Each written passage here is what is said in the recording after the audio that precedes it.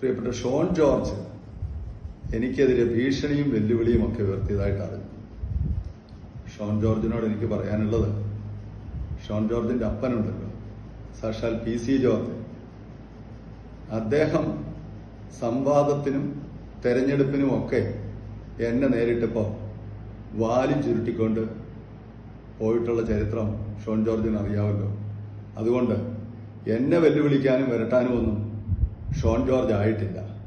ഞാൻ ആദ്യം ജനപ്രതിനിധിയാകുമ്പോൾ ഷോൺ ജോർജ് വള്ളിനിക്കറിട്ടുകൊണ്ട് നടക്കുന്ന പ്രായമാണ്. അതുകൊണ്ട് എന്നെ വികസനവും ജനപ്രതിനിധിയായിട്ടുള്ള പ്രവർത്തനം എങ്ങനെ നടത്തണമെന്ന് പഠിപ്പിക്കാറും ആയിട്ടില്ല. ഷോൺ ജോർജിന്റെ ക്ലാസ്സൊന്നും എനിക്ക് വേണ്ട. പിന്നെ പൂഞ്ഞാർ തെക്കേക്കരയിൽ കാല് കുത്തിക്കുകയല്ല, വിവരം അറിയും. അതൊക്കെ അങ്ങ് പ്ലാത്തോട്ടത്തിൽ വെച്ചാൽ മതി. പൂഞ്ഞാർ തെക്കേക്കര മാത്രമല്ല, PC ജോർജിന്റെയും ഷോൺ ജോർജിന്റെയും വീടിന്റെ മുന്നക്കൂടെ കിടക്കുന്ന ഈരാറ്റുപേട്ട ചേന്നാട് റോഡേക്കൂടെ തന്നെ വരും. വിവരം അറിയിക്കാനൊന്ന് വാ. ചേന്നാട് കവല് നിങ്ങളുടെ വീടിന്റെ തൊട്ടടുത്തുള്ള ജംഗ്ഷനാണ്. ആ ജംഗ്ഷനിലൊന്ന് ഇറങ്ങി നിൽക്കാൻ തന്റെ ഇടമില്ലാത്ത ഷോൺ ജോർജ് ആണോ എന്നെ പഠിപ്പിക്കാൻ വരുന്നത്?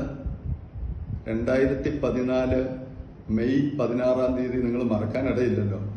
ഈരാറ്റുപേട്ട സെൻട്രൽ ജംഗ്ഷനിൽ വെച്ച് പോലീസും നാട്ടുകാരും എല്ലാം കൂടെ എടുത്തിട്ട് ചവിട്ടിക്കൂട്ടി മാസങ്ങളോളം ആശുപത്രി കിടന്നും തുരുമ്പ് ചികിത്സയും നടത്തി നേരെ നിൽക്കാറായത്.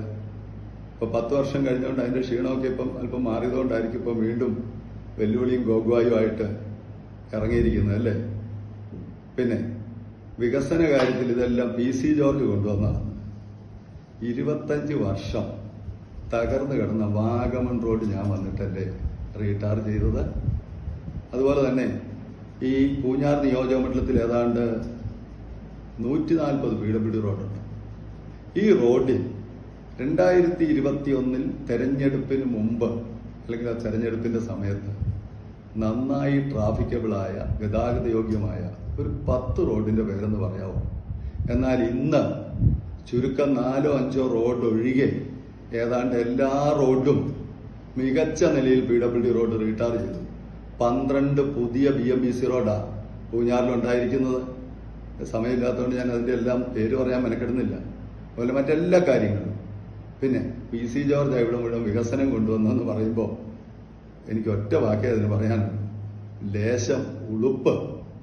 ഒരു കാര്യം ചെയ്യേ, നമുക്കൊരു പരസ്യ സംവാദം നിങ്ങളുമായിട്ടല്ല, നിങ്ങളുടെ അപ്പനുമായിട്ട് നടത്തിയേക്കാം. 30 കൊല്ലത്തെ അല്ല 40 കൊല്ലത്തെ വികസനവും 4 കൊല്ലത്തെ വികസനവും നമുക്ക് ഒരു പരസ്യ സംവാദം നടത്തിയേക്കാം. പൂഞ്ഞാർ നിയമത്തിൽ എവിടെ വെച്ച് വേണമെങ്കിലും നടത്തിയേക്കാം. പൂഞ്ഞാർ തെക്കേക്കര തന്നെ ആയേക്കാം. ഡേറ്റും സമയം അറിയിച്ചോ.